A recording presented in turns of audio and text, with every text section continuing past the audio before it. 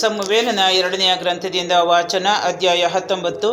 ಉಭಯ ಸಂಕಟಕ್ಕೆ ಸಿಕ್ಕಿಕೊಂಡ ದಾವೀದನು. ಅರಸನು ಅಬ್ಸಲೋಮನಿಗಾಗಿ ಗೋಳಾಡುತ್ತಾ ಇದ್ದಾನೆಂಬ ಸಮಾಚಾರ ಮೋವಾಬನಿಗೆ ಮುಟ್ಟಿತು. ಅರಸನು ಮಗನಿಗಾಗಿ ಪ್ರಲಾಪಿಸುತ್ತಿದ್ದಾನೆಂಬುದು ಎಲ್ಲ ಜನರಿಗೂ ಗೊತ್ತಾಗಿ ಅವರ ಜಯಘೋಷ ಗೋಳಾಟವಾಗಿ ಮಾರ್ಪಟ್ಟಿತು. ಜನರು ಆ ದಿನದ ಯುದ್ಧದಲ್ಲಿ ಸೋತು ಓಡಿ ಬಂದಿರುವವರು ಎಂಬಂತೆ ನಾಚಿಕೆಯಿಂದ ಕಳ್ಳತನವಾಗಿ ಊರನ್ನು ಹೊಕ್ಕರು. ಅರಸನು ತನ್ನ ಮುಖ ಮುಚ್ಚಿಕೊಂಡು, ಮಗ ಅಬ್ಸಲೋಮನೇ, ಅಬ್ಸಲೋಮನೇ, ನನ್ನ ಮಗನೇ, ಮಗನೇ ಎಂದು ಬಹಳವಾಗಿ ಗೋಳಾಡಿದನು. ಯೋವಾಬನು ಅರಸರ ಬಳಿಗೆ ಹೋಗಿ, ನಿಮ್ಮನ್ನು, ನಿಮ್ಮ ಗಂಡು ಹೆಣ್ಣು ಮಕ್ಕಳನ್ನು, ಹೆಂಡತಿಯರನ್ನು, ಉಪಪತ್ನಿಯರನ್ನು ರಕ್ಷಿಸಿದಂಥ ನಿಮ್ಮ ಸೇವಕರನ್ನು ಈ ದಿನ ಅಪಮಾನಪಡಿಸಿದಿರಿ. ನೀವು ಶತ್ರುಗಳನ್ನು ಪ್ರೀತಿಸುವವರು, ಮಿತ್ರರನ್ನು ದ್ವೇಷಿಸುವವರು ಆಗಿದ್ದೀರಿ. ನೀವು ನಿಮ್ಮ ಸೇನಾಧಿಪತಿಗಳನ್ನು, ಸೈನಿಕರನ್ನು ರಕ್ಷಿಸುವವರಲ್ಲವೆಂದು ಈಗ ತೋರಿಸಿಕೊಟ್ಟಿರಿ. ಆ ದಿನ ನಾವೆಲ್ಲರೂ ಸತ್ತು ಅಬ್ಸಲೋಮನೇ ಉಳಿದಿದ್ದರೆ ನಿಮಗೆ ಸಂತೋಷವಾಗುತ್ತಿತ್ತೆಂದು ಇದರಿಂದ ತಿಳಿಯಬೇಕಷ್ಟೇ. ಈಗ ಎದ್ದು ಹೋಗಿ ನಿಮ್ಮ ಸೇವಕರನ್ನು ದಯಾಭಾವದಿಂದ ಮಾತಾಡಿಸಿ. ನೀವು ಹೀಗೆ ಮಾಡದಿದ್ದರೆ ಸರ್ವೇಶ್ವರನಾಣೆ, ಸಾಯಂಕಾಲವಾಗುವಷ್ಟರಲ್ಲಿ ಎಲ್ಲರೂ ನಿಮ್ಮನ್ನು ಬಿಟ್ಟು ಹೋಗುವರು. ಯೌವನ ಕಾಲದಿಂದ ಈವರೆಗೆ ನಿಮಗೆ ಬಂದೊದಗಿದ ಕೇಡುಗಳಲ್ಲಿ ಇದು ದೊಡ್ಡದಾಗುವುದು ಎಂದು ಹೇಳಿದನು. ಆಗ ಅರಸನು ಎದ್ದು ಬಂದು ಊರು ಬಾಗಿಲಲ್ಲಿ ಕುಳಿತುಕೊಂಡನು. ಈಗೋ ಅರಸರು ಬಂದು ಊರ ಬಾಗಿಲಲ್ಲಿ ಕುಳಿತುಕೊಂಡಿದ್ದಾರೆ ಎಂಬ ಸುದ್ದಿ ಪ್ರಜೆಗಳಿಗೆ ಮುಟ್ಟಿದಾಗ ಅವರೆಲ್ಲರೂ ಬಂದು ಅವನ ಸುತ್ತಲೂ ನೆರೆದರು. ದಾವೀದನು ಮರಳಿ ಜೆರೂಸಲೇಮಿಗೆ. ಇಸ್ರಾಯೇಲರೆಲ್ಲರೂ ತಮ್ಮ ತಮ್ಮ ನಿವಾಸಗಳಿಗೆ ಓಡಿ ಹೋಗಿದ್ದರು. ಇಸ್ರಾಯೇಲ್ ಕುಲಗಳ ಜನರೆಲ್ಲರೂ, ಅರಸ ದಾವೀದನು ನಮ್ಮನ್ನು ಫಿಲಿಷ್ಟಿಯರ ಕೈಯಿಂದಲೂ ಬೇರೆ ಎಲ್ಲ ವೈರಿಗಳ ಕೈಯಿಂದಲೂ ತಪ್ಪಿಸಿ ಕಾಪಾಡಿದ. ಆದರೆ ಅಬ್ಸಲೋಮನ ಕಾರಣ ನಾಡನ್ನೇ ಬಿಟ್ಟು ಓಡಿ ಹೋಗುವಂತೆ ಮಾಡಿದ. ಆದರೆ ನಾವು ಅಭಿಷೇಕಿಸಿದ ಅಬ್ಸಲೋಮನ ಯುದ್ಧದಲ್ಲಿ ಸತ್ತ. ಹೀಗಿರುವಲ್ಲಿ ಅರಸ ದಾವೀದನನ್ನು ಮರಳಿ ಕರೆದುಕೊಂಡು ಬರಬಾರದೇಕೆ, ಸುಮ್ಮನೆ ಕುಳಿತಿರುವುದೇಕೆ ಎಂದು ಮಾತಾಡಿಕೊಂಡರು. ಇಸ್ರಾಯೇಲರು ಹೀಗೆ ಮಾತಾಡಿಕೊಂಡ ಸಮಾಚಾರ ದಾವೀದನಿಗೆ ಮುಟ್ಟಿತು. ಅವನು ಯಾಜಕರಾದ ಚಾದೋಕ್ ಮತ್ತು ಎಬ್ಯಾತಾರರಿಗೆ, ನೀವು ನನ್ನ ಹೆಸರಿನಲ್ಲಿ ಯೆಹೂದ ಕುಲದ ಹಿರಿಯರಿಗೆ, ಅರಸನಾದ ನನ್ನನ್ನು ಮತ್ತೆ ಅರಮನೆಗೆ ಕರೆದುಕೊಂಡು ಹೋಗುವುದರಲ್ಲಿ ನೀವೇಕೆ ಹಿಂದುಳಿದಿರುವಿರಿ? ನೀವು ನನ್ನ ರಕ್ತ ಸಂಬಂಧಿಗಳಾದ ಸಹೋದರರು, ಆದುದರಿಂದ ನನ್ನನ್ನು ಕರೆದುಕೊಂಡು ಹೋಗುವುದರಲ್ಲಿ ನೀವು ಹಿಂದುಳಿದಿರುವುದು ಸರಿಯಲ್ಲ ಎಂಬುದಾಗಿ ತಿಳಿಸಿರಿ.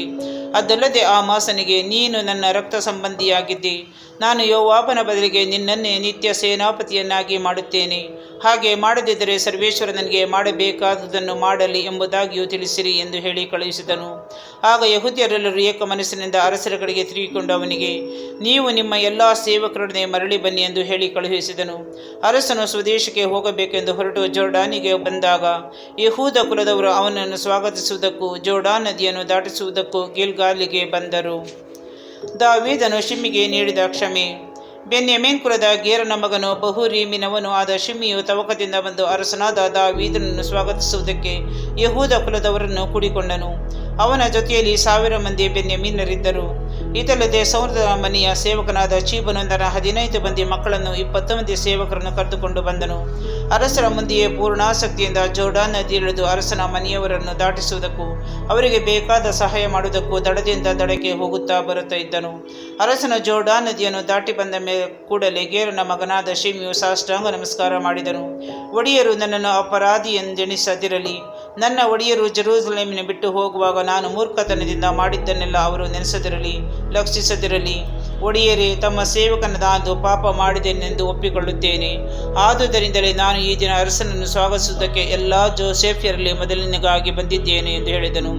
ಚೆರೂಯಳ ಮಗ ಅಭಿಷೇಯು ಸರ್ವೇಶ್ವರನ ಅಭಿಷಿಕ್ತನನ್ನು ಶಪಿಸಿದ್ದಕ್ಕಾಗಿ ಶಿಮ್ಮಿಗೆ ಮರಣದಂಡನೆಯಾಯಿತಬೇಕಲ್ಲವೇ ಎಂದನು.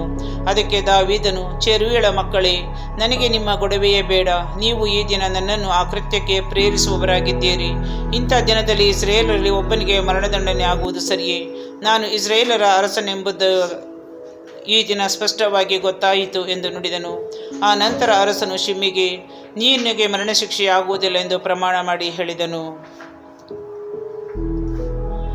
ದಾವೀದನು ಮೆಗೀಬೋಥೇಫನಿಗೆ ತೋರಿದ ಕರುಣೆ. ತರುವಾಯ ಸೌಲನ ಮೊಮ್ಮಗನಾದ ಮೆಫೀಬೋಶೆತನು ಅರಸನ ದರ್ಶನಕ್ಕೆ ಬಂದನು. ಅರಸನು ಜೆರೂಸಲೇಮನ್ನು ಬಿಟ್ಟಂದಿನಿಂದ ಸುರಕ್ಷಿತನಾಗಿ ಹಿಂದಿರುವವರೆಗೂ ಇವನು ತನ್ನ ಪಾದಗಳನ್ನು ತೊಳೆದುಕೊಂಡಿರಲಿಲ್ಲ, ಮೀಸೆಯನ್ನು ಕತ್ತರಿಸಿರಲಿಲ್ಲ, ಬಟ್ಟೆಗಳನ್ನು ಒಗೆಸಿಕೊಂಡಿರಲಿಲ್ಲ.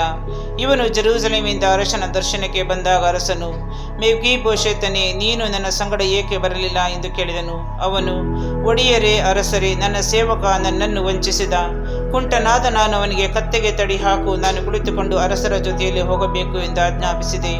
ಅವನು ಹಾಗೆ ಮಾಡದೆ ನನ್ನ ಒಡೆಯರಾದ ಅರಸರ ಬಳಿಗೆ ಬಂದು ನನ್ನ ವಿಷಯದಲ್ಲಿ ಚಾಡಿ ಹೇಳಿದ. ಅರಸರು ದೇವದೂತನ ಹಾಗಿರುತ್ತೀರಿ. ತಮಗೆ ಸರಿ ಕಂಡದ್ದನ್ನು ಮಾಡಿ ನನ್ನ ತಂದೆಯ ಮನೆಯವರೆಲ್ಲರೂ ಅರಸರಾದ ನನ್ನ ಒಡೆಯರ ದೃಷ್ಟಿಯಲ್ಲಿ ಮರಣಕ್ಕೆ ಪಾತ್ರರಾಗಿದ್ದರು. ಆದರೂ ತಮ್ಮ ಸೇವಕರಾದ ನನ್ನನ್ನು ಭೋಜನಕ್ಕೆ ತಮ್ಮ ಪಂಕ್ತಿಯಲ್ಲಿ ಕುಳ್ಳಿರಿಸಿಕೊಂಡಿರಿ. ಅರಸರಿಗೆ ಹೆಚ್ಚಾಗಿ ಮೊರೆ ಇಡುವುದಕ್ಕೆ ನಾನು ಯೋಗ್ಯನಲ್ಲ ಎಂದು ಉತ್ತರ ಕೊಟ್ಟನು. ಆಗ ಅರಸನು, ಹೆಚ್ಚು ಮಾತು ಏಕೆ? ಹೊಲವನ್ನು ನೀನು ಹಾಗೂ ಚೀಬ ಭಾಗ ಮಾಡಿಕೊಳ್ಳಬೇಕು, ಇದೇ ನನ್ನ ತೀರ್ಪು ಎಂದು ಹೇಳಿದನು. ಆಗ ಮೆಫೀಬೋಶೆತನು, ಚೀಬನು ಎಲ್ಲವನ್ನೂ ತಾನೇ ತೆಗೆದುಕೊಂಡರೂ ತೆಗೆದುಕೊಳ್ಳಲಿ, ನನ್ನ ಒಡೆಯರಾದ ಅರಸರು ತಮ್ಮ ಮನೆಗೆ ಸುರಕ್ಷಿತವಾಗಿ ಬಂದದ್ದೇ ಸಾಕು ಎಂದನು. ಮುದುಕ ಬರ್ಜಿಲ್ಲೆಗೆ ದಾವೀದನು ತೋರಿದ ಮರುಕ. ಗಿಲ್ಯಾದ್ಯನಾದ ಬರ್ಜಿಲ್ಲೆ ಎಂಬುವನು ಅರಸನನ್ನು ಬೀಳ್ಕೊಡುವುದಕ್ಕಾಗಿ ರೋಗೇಲೇಮಿನಿಂದ ಜೋರ್ಡಾನಿಗೆ ಬಂದಿದ್ದನು. ಇವನು 80 ವರ್ಷದ ಮುದುಕ. ಇವನು ಬಹು ಶ್ರೀಮಂತನಾಗಿದ್ದುದರಿಂದ ದಾವೀದನು ಮಹನಯಿಮಿನಲ್ಲಿದ್ದ ಅವಧಿಯಲ್ಲಿ ಅವನ ಜೀವನಕ್ಕೆ ಬೇಕಾದುದನ್ನು ಇವನೇ ಒದಗಿಸಿಕೊಡುತ್ತಿದ್ದನು. ಅರಸನು ಆ ಬರ್ಜಿಲ್ಲೆಗೆ, ನನ್ನ ಜೊತೆಯಲ್ಲಿ ನದಿಯ ಆಚೆಗೆ ಬಾ, ನಾನು ಜೆರೂಸಲೇಮಿನಲ್ಲಿ ನಿನ್ನನ್ನು ಹತ್ತಿರವೇ ಇಟ್ಟುಕೊಂಡು ಸಾಕುತ್ತೇನೆ ಎಂದನು. ಅದಕ್ಕೆ ಬರ್ಜಿಲ್ಲೆಯು, ಇಷ್ಟು ವಯಸ್ಸು ಕಳೆದವನಾದ ನಾನು ಅರಸರ ಸಂಗಡ ಜೆರೂಸಲೇಮಿಗೆ ಬರುವುದು ಹೇಗೆ? ಈಗ ನಾನು 80 ವರ್ಷದವನು. ಒಳ್ಳೆಯದು ಕೆಟ್ಟದು ಇವುಗಳ ಭೇದ ನನಗಿನ್ನು ತಿಳಿಯುವುದೇ? ನಿಮ್ಮ ಸೇವಕನಾದ ನನಗಿನ್ನು ಅನ್ನಪಾನಗಳ ರುಚಿ ಗೊತ್ತಾಗುವುದೇ? ಗಾಯನ ಮಾಡುವ ಸ್ತ್ರೀ ಪುರುಷರ ಸ್ವರಗಳು ನನಗೆ ಕೇಳಿಸುತ್ತವೆಯೇ? ನಾನು ನನ್ನ ಒಡೆಯರಾದ ಅರಸರಿಗೆ ಸುಮ್ಮನೆ ಏಕೆ ಹೊರೆಯಾಗಿರಬೇಕು? ನದಿ ದಾಟಿ ಸ್ವಲ್ಪ ದೂರಕ್ಕೆ ನಿಮ್ಮ ಸಂಗಡ ಬರುತ್ತೇನೆ. ಅರಸರಾದ ನೀವು ನನಗೇಕೆ ಇಂಥ ಉಪಕಾರ ಮಾಡಬೇಕು? ದಯವಿಟ್ಟು ನಿಮ್ಮ ಸೇವಕನಾದ ನನಗೆ ಹಿಂತಿರುಗಿ ಹೋಗುವುದಕ್ಕೆ ಅಪ್ಪಣೆಯಾಗಲಿ. ನಾನು ನನ್ನ ತಂದೆ ತಾಯಿಗಳ ಸಮಾಧಿ ಇರುವ ಸ್ವಂತ ಊರಿಗೆ ಹೋಗಿ ಅಲ್ಲೇ ಸಾಯುವೆನು. ಇಗೋ, ಇಲ್ಲಿ ನಿಮ್ಮ ಸೇವಕನಾದ ಕಿಮ್ಹಾಮನಿರುತ್ತಾನೆ.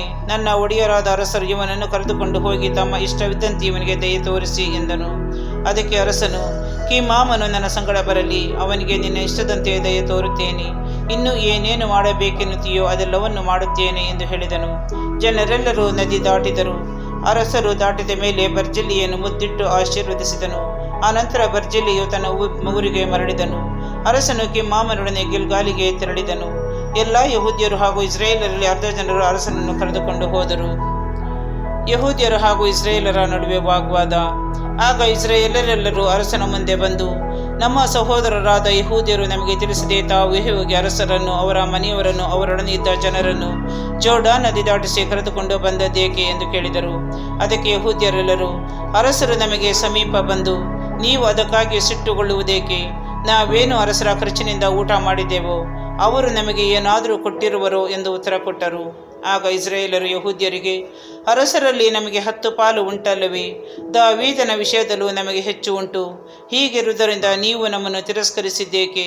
ನಮ್ಮ ಅರಸರನ್ನು ಕರೆದುಕೊಂಡು ಬರುವ ವಿಷಯದಲ್ಲಿ ಮೊದಲು ಮಾತಾಡಿದವರು ನಾವಲ್ಲವೇ ಎಂದರು. ಇಸ್ರಾಯೇಲರ ವಾದಕ್ಕಿಂತ ಯಹೂದ್ಯರ ವಾದ ಉಗ್ರವಾಗಿತ್ತು.